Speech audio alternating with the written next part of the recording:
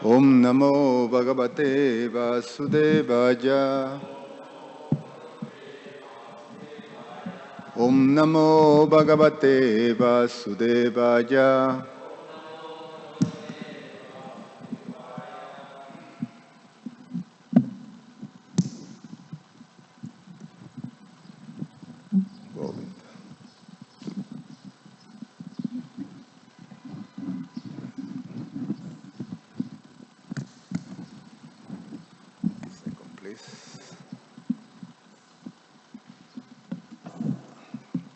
Reading from Srimad Bhagavatam, Canto 10, Chapter 50.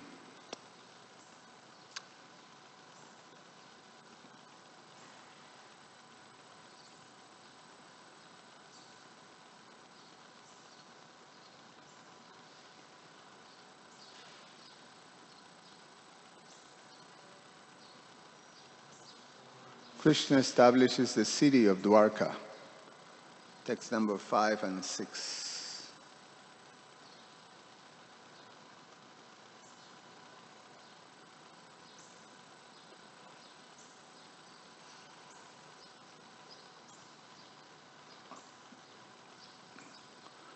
Niriksha tadbalam Krishna ubelam idasagaram swapuram tena samrudham swajanancha bajakulam. Please chant. Niriksha tadbalam Krishna udvelan ivashagaram swapuram tena samrudham swajanancha bajakulam. Niriksha, observing, tat, of him, Jarasandha, Balam, the military force, Krishna, Lord Krishna, Udvelam, having overflowed its boundaries,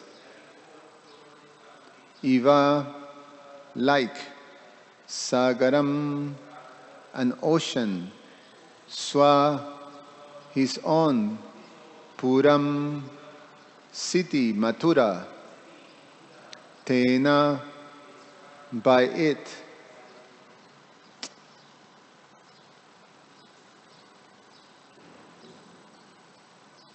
What I mean here. Samrudham, beseech. Swajanam, his subjects. Cha, an. Bhaja, by fear. Akulam, disturbed. Translation and purport by the disciples of His Divine Grace A.C. Bhaktivedanta Swami Srila Prabhupada Ki Jai. Text, I'm going to chant the Sanskrit of text number 5. Chinta, 6, text number 6. Chintajan ashabhagavan harikara namanusha taddesha kalana gunam swavatara prajojanam. Translation: although Lord Krishna, the Supreme Personality of Godhead, is the original cause of this world, when he descended to earth, he played the role of a human being. Thus, when he saw Jarasandha's assembled army surrounding his city like a great ocean overflowing its shores, and when he saw how this army was striking fear into his subjects, the Lord considered what his suitable response should be according to the time, place, and a specific purpose of his current incarnation. Purport. The Acharyas point out that the Supreme Godhead did not have to worry about a mortal attack from Jarasandha and his soldiers, But, as stated here, Sri Krishna was playing the part of a human being, Karana Manushaha, and he played the part well. This play is called Leela, the Lord's enactment of spiritual pastimes for the pleasure of his devotees. Although ordinary persons may be dumbfounded by the Lord's pastimes, the devotees derive tremendous pleasure from his inimitable style of behavior. Thus, Srila Sridhar Swami points out that Sri Krishna thought as follows, quote, "How should I defeat Jarasandha? Should I kill the army but not Jarasandha? Or should I kill Jarasandha and take the army for myself? Or perhaps I should just kill both of them." End of quote. Lord Krishna's conclusion is described in the following verses. Om Jnana Timirandasya Jnananjana Shalakaya Chakshur Ummilitam Yena Tasmai Sri Guruve Namaha Namo Om Vishnupadaya Krishna Prasaya Bhutale Srimate Romapa Swami Iti Namini Namo Om Vishnupadaya Krishna Prasaya Bhutale Srimate Bhaktivedanta Swami Iti Namine Namaste Saraswate Deve Gauravani Prachaline Nirveshesha Shunyavadi Pashatya Desatarine Vanchakalpatarubhyasya Kripa Sindhu Vyevacha Patitanam Pavanevyo Vaishnavevyo Namo Namaha. So,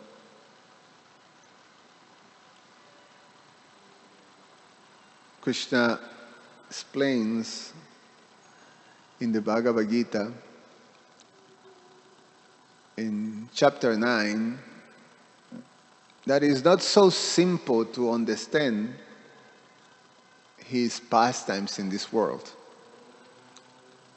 Especially, it's very, very difficult for ordinary people, conditioned souls, to understand his human-like form.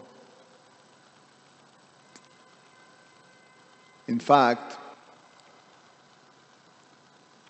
this idea is so difficult that even intellectuals, philosophers, even people of religion, they have a hard time, like major religions, they have a hard time with the conception that God has a human form. Because they consider that this idea of attributing human characteristics to God or to a divine personality is just part of a human trait. It's like psychology of humanity, of human beings, that you're trying to sort of project your characteristics into something that is divine. That they call that anthropomorphism. Anthropomorphism. It comes from a Greek word. Actually, came from Greeks. There's a specific Greek philosopher who really, emphasized this and brought it, like he was very adamant and complaining about this idea of attributing human characteristics to God or to the divine beings. So anthropo means human in Greek, in the ancient Greek. And morphism means form. So this anthropomorphism is to attribute human qualities to a divine. So they say no. It doesn't make, that means that God will have a body, and that then there's no transcendental. What is transcendental of having a body? If you have a body, then he's limited by the body, because the experience that we have to have a human form at this body means that, you're limited to the conditions of the human body, which is, birth, death, you grow old, and things like that. So,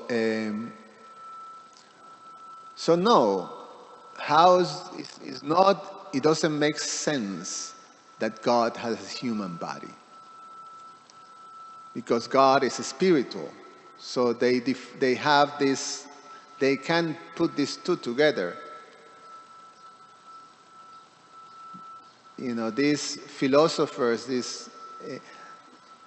the whole idea is that it's just something from human society that requires to have some connection to a divine, and you make it through having something familiar, something that relates to you. Oh, he's like me, but he's just the supreme, but he's like me.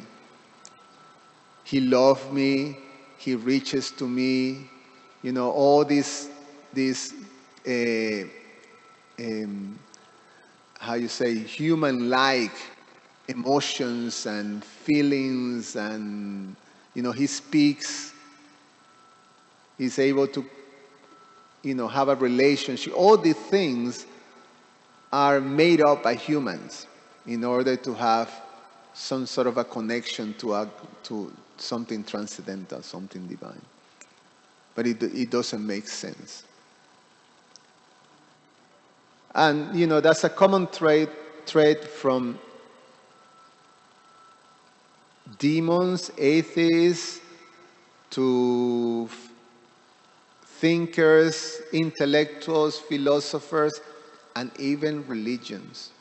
Because as we know, that Judaism and Islam, they absolutely prohibit this idea that God has a human form. The deity is something, for Judaism is, there's no conception of a human conception or a form conception of God. So if you go to a Jewish, temple, how's it called, a synagogue, then they have in the altar, they worship the Torah. It's the scripture, it's the word, And Islam, you can, they will punish you. I mean, it's a great offense if you attribute a form to God. Although the names that they use for God are qualities defined, like Karim means beautiful, Allah means powerful. So these are qualities of, if you don't have a form, how can you be beautiful? So, and then other great religions, they do attribute human forms, like Christianity and Catholicism, the idea of God being, because he's the original, he's the eldest, then he's like an old man, bearded, white beard, like that. It's like an old man. So this is a very difficult thing, very challenging for common man. And Krishna says that in the Bhagavad Gita. It's quite something, because this is in the 9th chapter of the Bhagavad Gita. The 9th chapter is considered the most confidential knowledge. So it's actually where the highest, the king of all knowledge, the king of all education, the most confidential knowledge is revealed. In the Bhagavad Gita is described. And Krishna says that this abhajananti man mudha tanushin manushin tanun ashritam. So the abhajananti, that people deride, fools, mudhas. So foolish people deride him in his manushin tanun ashitan, when he appears in this human form. Param bhavan ajanato. They don't understand that he is param bhavan, his supreme form. And he is mama bhuta maheshwaram. He is the Lord of all beings. He's the supreme controller. So, the Bhagavad Gita is very clearly stated. Krishna is saying that he appears in this human form, but this is not an ordinary human form. This is not like any one of us. Because previously, in the previous verse on this chapter, chapter 9, Krishna establishes that the whole cosmic creation rests on him. He controls everything. That the material energy, which provides, everything in this creation, all the forms comes from material energy. That material energy is fully controlled by him. So he's not controlled by material energy like we are given a body by material energy, and material energy forces us to experience the different changes and the different, the laws of material nature. So we grow and we start to deteriorate and we die and we take birth again. So these are all things that are controlled by material nature.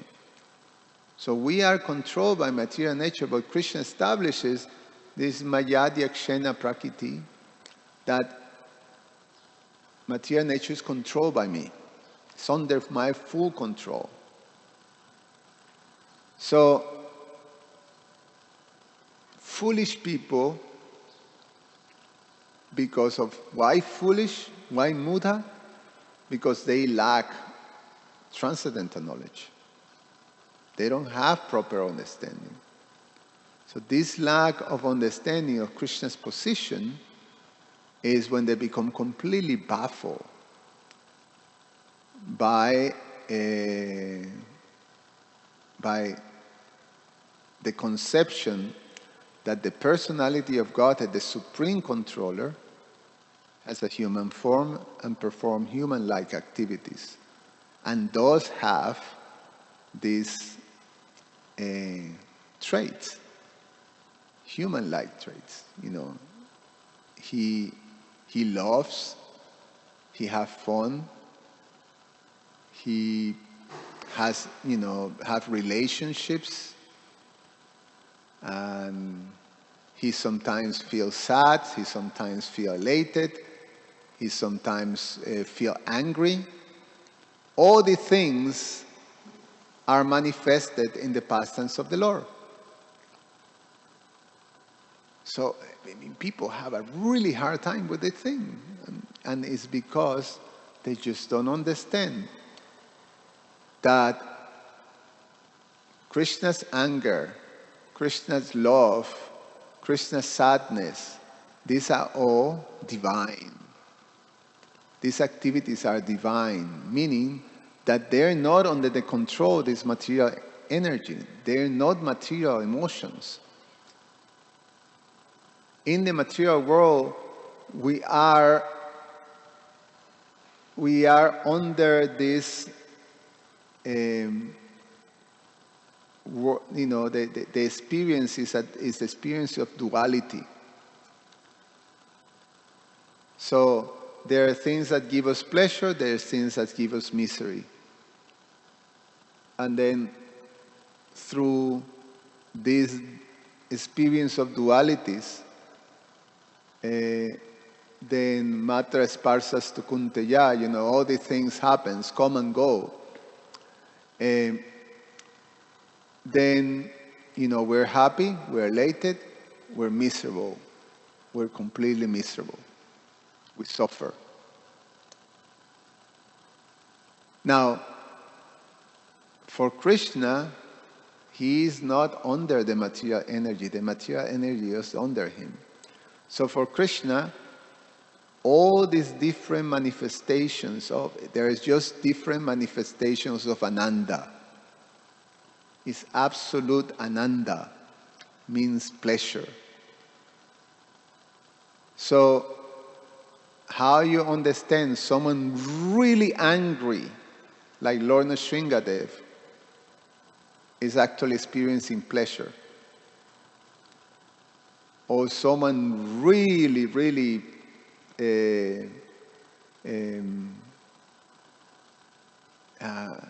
how would you say, Krishna sometimes that he's, aggrieved or sad when, Srimati Radharani is upset with him. And he's experiencing pleasure. So all these things, and how is all these different activities that happen, how is it possible? So people with poor form of knowledge, Mudas, they say, nah, this is just anthropomorphism, or this is people, these are fantasies, or what is the word that is used? These are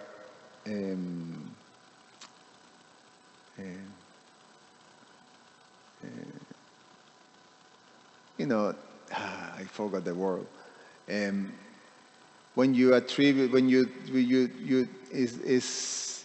it's a way of seeing things that are impossible. Huh? Mythology, thank you. Yes, so it's mythology. They think that this human being is able to live a mountain. That's mythology. It's impossible.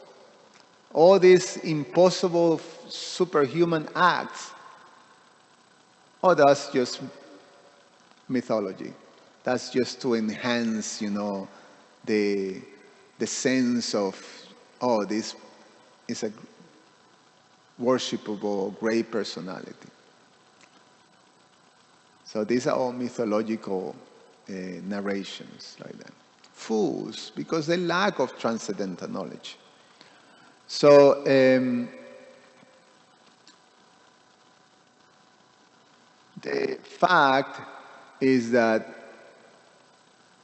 Krishna, this idea, this difficulty that they have, that Krishna's form, when you have a form, you can have a form and be spiritual. Meaning the idea that spirit cannot have, by definition, for these fools, it cannot have a form. But in the Bhagavad Gita, in the 4th chapter, Krishna established that from the very beginning. The 4th chapter is called Divya Gyan, transcendental knowledge. And Krishna explains, what is this transcendental knowledge? What do you have to understand to have transcendental knowledge? Because remember, in the previous chapter of Bhagavad Gita, Krishna established that it is by transcendental knowledge that you become free from the condition of material, of the material energy. By the source of knowledge, you cut this knot of this material influence that it manifests in all kinds of ugly qualities such as lust, anger, greed, all these things. So transcendental knowledge is the key. And in the 4th chapter, Krishna explains what is that transcendental knowledge and how can you get it. So the first thing that he says is that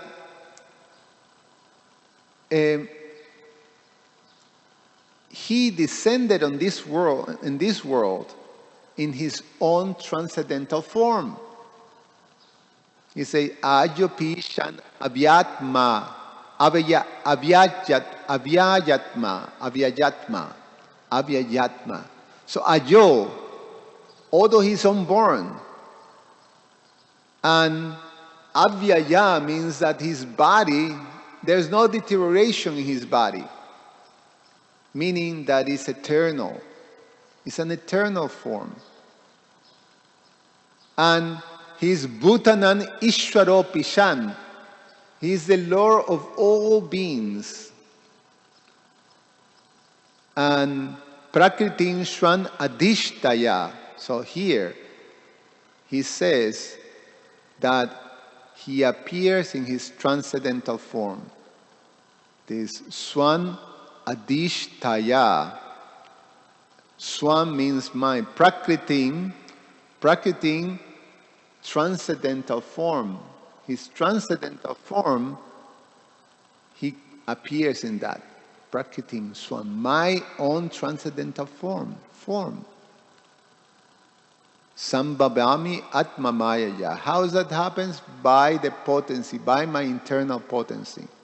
I appear in this world in my transcendental form. A form that is not born, a form that does not deteriorate, an eternal form.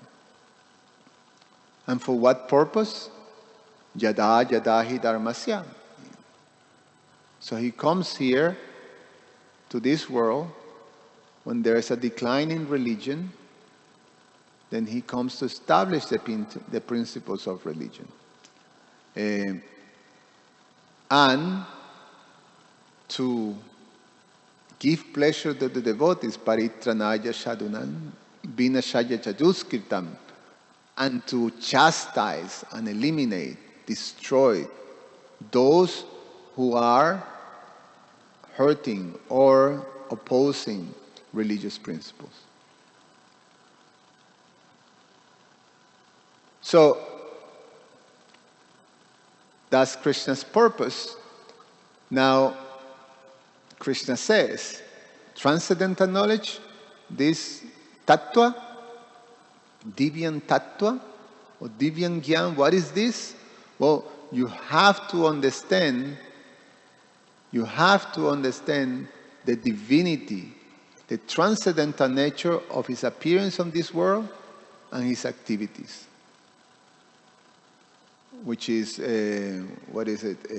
Jamma karma chame divyan evan yoveti tattvataha. If you understand this in truth, then you have transcendental knowledge. And if you have transcendental knowledge, you're qualified to go back home, back to Godhead. Tyakta deham punarjamma neiti man, what is it? Tyakta deham punarjamma eti man eti swarjuna, something like that. So you go back home, back to God. You qualify. So transcendental knowledge to understand Krishna and his pastime. So in this case, finish with this. Krishna is displaying, and he is the Supreme Personality of Godhead. It's established by Lord Brahma, Ishvara Parama Krishna. There is no controller greater than him. And then there is Jarasandha, who is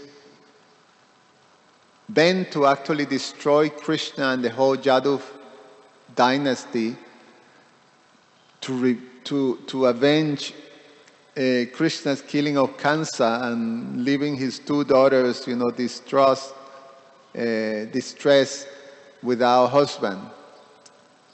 So he assembled this huge army.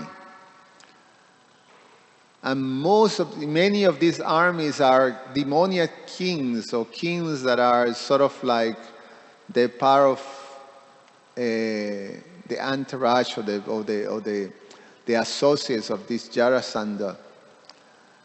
But it's huge, the army. And they come to attack, Krishna and the city of Mathura, to destroy it, punish them. And then, what is this Krishna deliberating, thinking, oh my God, what should I do? Does he need to do that? No, obviously not. I mean, Krishna doesn't even need, he just, he can desire and something can come, and disappear. Some earthquake opens, and then everybody's eaten, like that. So, but he does. He goes to the deliberation, he seems that he's worried about how is he going to deal with this. And then finally he goes on and deal with it. Just him and Balaram just destroy the whole, thing. But, he still display. There's his chariot, there's his weapons, and he goes, and throw arrows and things like that. I mean, Krishna probably can do like this. Poof! They're all gone. If he wants. But he goes to all this chivalry. And, I mean, it's really exciting. It's like, in the purport, they say, the devotees, we just get excited just to, picture in the description, Krishna and Balaram destroying this army of demoniac, warriors and kings and things like that under Jarasandha.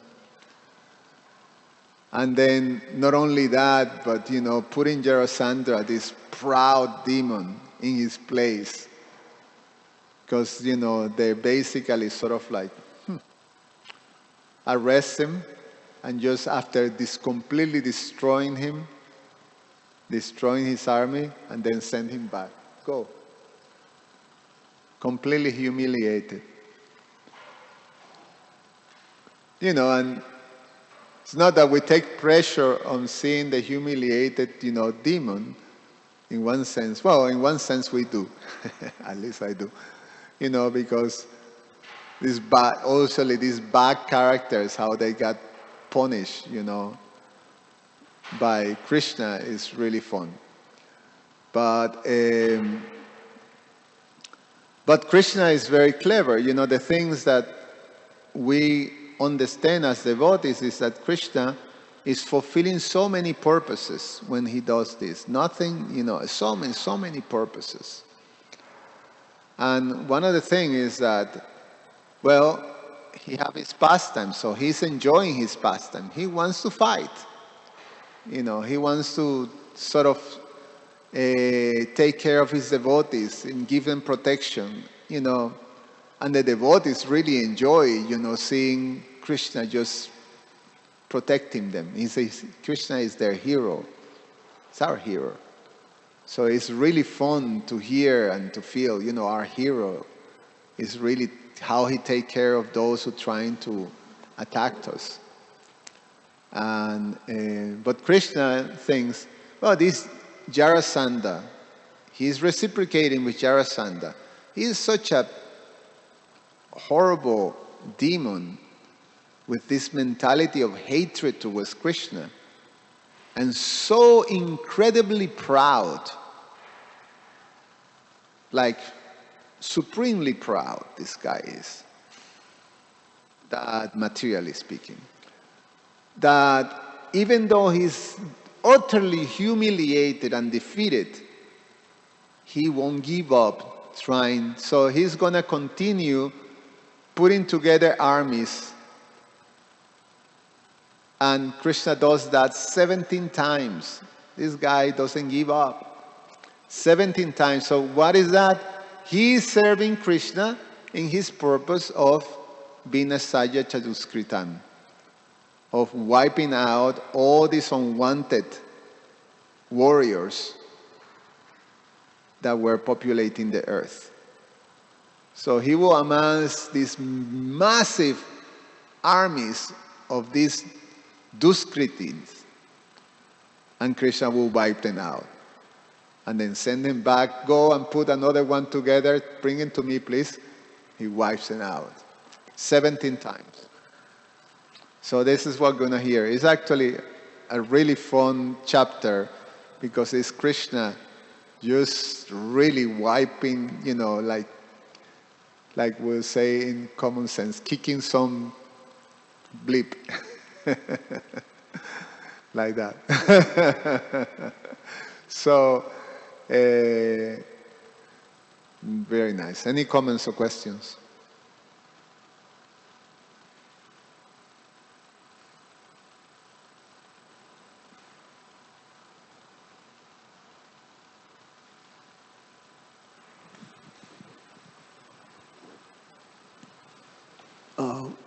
Thank you for the class, Prabhu. When Krishna, is it karma? When Krishna, wipe all these soldiers out, and is it their karma that they're paying back, or they just in Krishna's pastimes? Is that their karma that they're paying back, or are they just playing a role in Krishna's pastimes?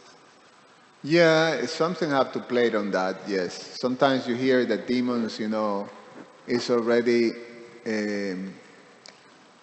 they're being destined to be killed by Krishna. In the previous life, they were Krishna, like Kamsa. All these different demons in previous life, they were, by the demonic activities they put in the place that, they're going to be chastised in this way, like that. So there is something to do with that. And they're not ordinary demons either, I mean, the fact that they're being killed directly by Krishna, or chastised by Krishna directly, that means that they're, they also have some qualifications, Ordinary demons, again, they're killed by material nature and things like that. Krishna doesn't have to directly interfere. But yeah, there's something to do with the actions. There's to do with their desires. They're very Krishna conscious, but in a wrong way, unfavorable. Because they hate Krishna so much that, it's like this guy, Jarasandha, he was obsessed with hatred towards Krishna. That, really, maybe 1, 2, 3 times more than that, if you've been like, but this guy doesn't give up. His hatred was so obsessive towards Krishna that he didn't give up. So they're constantly with Krishna in their mind. That's their whole thing. It's about, and Krishna reciprocates. But Krishna uses that spirit soul desires and reciprocates with that, and at the same time achieve some other parts of his purposes, with that. So Krishna is very amazing. Yeah. Baladev Prabhu. Sure. Hare Krishna Prabhu. Thank you for your class. When you were looking for the word mythology, it reminded me of a couple verses in the 9th canto, chapter 10. And the verses is 20 and 21. So mythology, like you said, when people hear these pastimes of the Lord, their mythology, they're so outrageous. But this particular verse I'm describing, 9, 11, 20 through 21, it describes some of the Lord Ramachandra's pastimes where he killed Ravana, the 10-headed demon, and he built a floating stone bridge on the water. So when most people hear that, that's mythology. And the interesting thing about this verse, it says when Lord Ramachandra killed, the 10-headed demon. You guys believe in people with 10 heads? That's outrageous. When Lord Ramachandra killed the 10-headed demon, and when he built the bridge over the ocean, it says, this does not constitute the factual glory of the Supreme Personality of Godhead, Lord Ramachandra. Now that's pretty interesting because most people consider that glorious. But the next verse describes what is his true glory. It says his characteristics. His characteristics. Read this, the next verse, let's say. The next verse, both of these verses are pretty long, but I'll just read the part.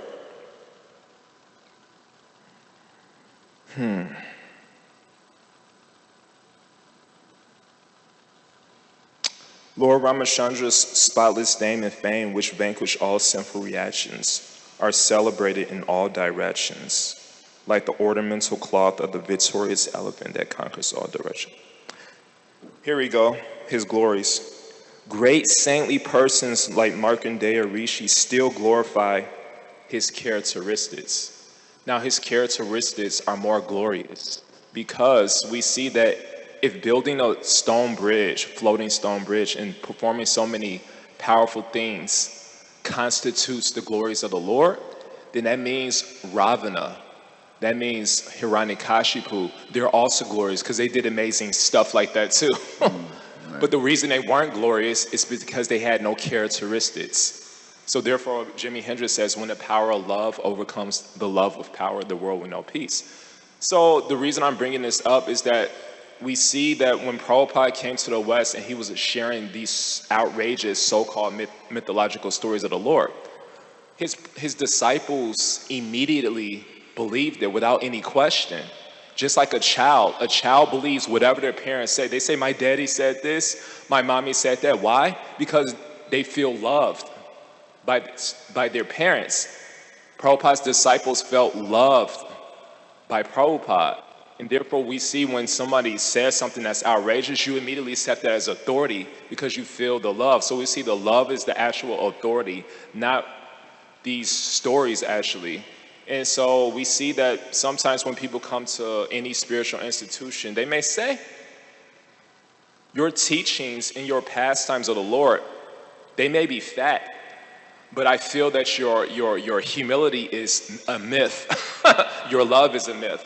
And so Chandramauli always without fail, normally he would come here. He says there was one devotee or one newcomer who would come like every Sunday feast. And he came for a while. And then finally the devotee said, would you like to become one of us? And he says, of course not. And they was like, why?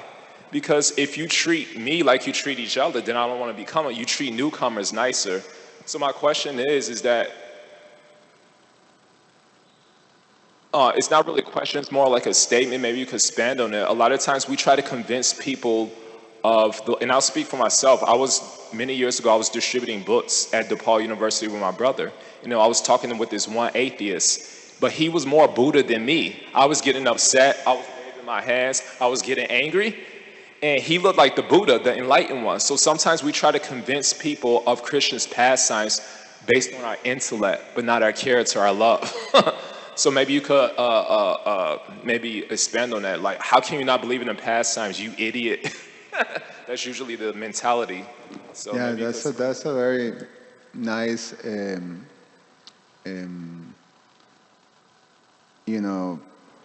sort of approach or view that at the end really is the characteristics. I think that was very deep.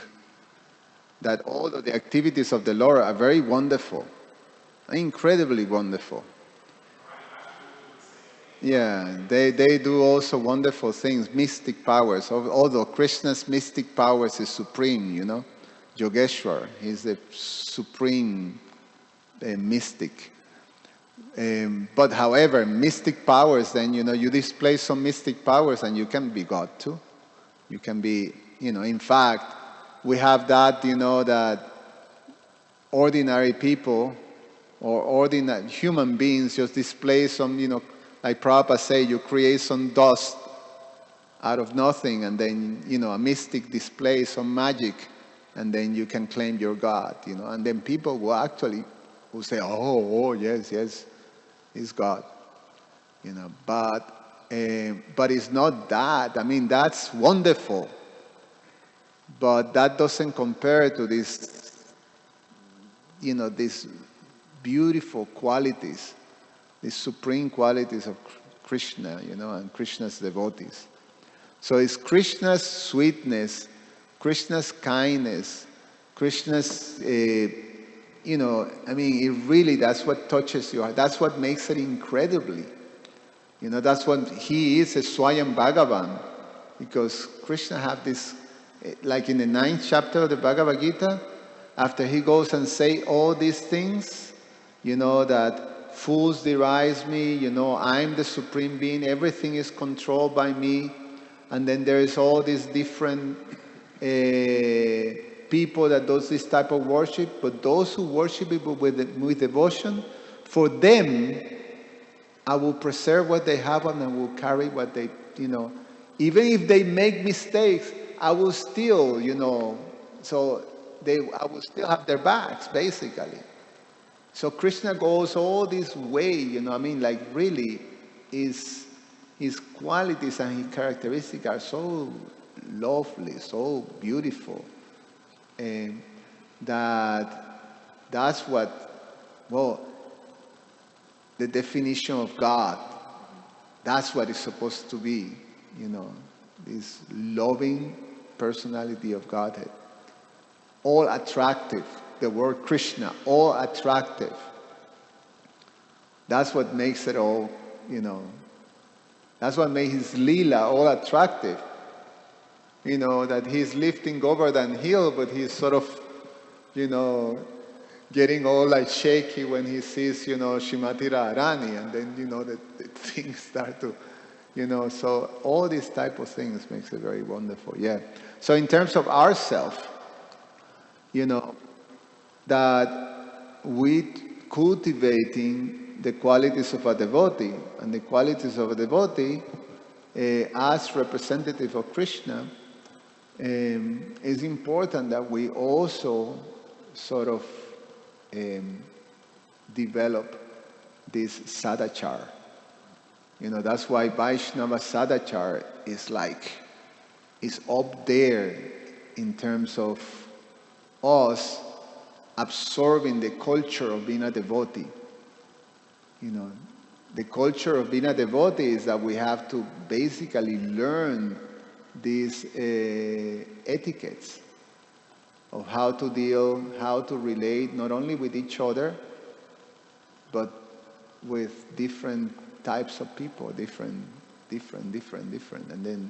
And it is not something, it have to be something natural. You have to absorb it. It have to be innate, built in. So we need to learn, we need to go deeper into the Vaishnava sadachar. We pay a lot of attention on learning the philosophy and learning, procedures, but sometimes we neglect, a little bit, or sometimes quite a bit, on cultivating the culture of a Vaishnava, the qualities. And if that don't happen, then we remain in this level of kanishta, in which, we may be worshiping Krishna and doing all these things for Krishna, but we don't connect to the devotees, We neglect the devotees, or we just absorb in an own little world. And the only connection that we have is when someone comes into my world. But if someone is a little, is not in sync with my world, then I'm ready to, have very little tolerance for that. I start to manage some way of, okay, I have to reject that. So yeah. is important to not only appreciate the qualities of Krishna as supreme, but also to try to manifest the qualities of a devotee that are also, in one sense, really divine. Can I share one brief last thing in this regard? Because I think it's an important point with somebody I was associating with recently. Because if anyone betrays your trust, like you were mentioning these mystic yogis, but sometimes we see the mystic yogis, they have external power, but not internal power. Then they're caught with a whole bunch of women or exploiting somebody, then they go to jail. And same, then they're not an authority anymore. Same with children. When the children grow up, your parent is your authority. So even if they say something mythological, outrageous, you're like, it's absolute truth. My daddy said it. But if they do something to betray that trust, they're not an authority. Same in religion. If some devotee usually does something to be a trust, he's not an authority. That's why Prabhupada, they felt I was never betrayed by Prabhupada. But we see the harm in putting too much trust in sadhakas. We're sadhakas, and sometimes we betray ourselves, we betray others to greater or lesser degrees. But this is one conversation I was having with one lady recently, and I said a lot of times when people in religion betray your trust, it doesn't matter what religion. You say, I hate religion, I abandon religions, anything anyone says from these teachings I don't like. But my argument was, and she was reminded of it when I said this, of an incident with her, that just because, let's say somebody doesn't quote unquote practice what they preach, that doesn't mean the teachings aren't true, and that doesn't mean you shouldn't follow them. So because you'll get yourself in a lot of trouble if you don't. So she says she heard about one Christian pastor who was a profound speaker, amazing speaker, but in the community he was proud, he was a jerk, she said. So she asked one person how did they deal with this situation. They says, well, ultimately that's not the pastor's words, that's not his words, that's God speaking through him. And he was like, somebody said, just don't give him any honor or traditional extra honor, any respect. That way he'll probably be more humble or something. Don't promote him so much. But still, if he's speaking God's words, if he's inspiring people, if he's getting them out of their depression, that's not him speaking.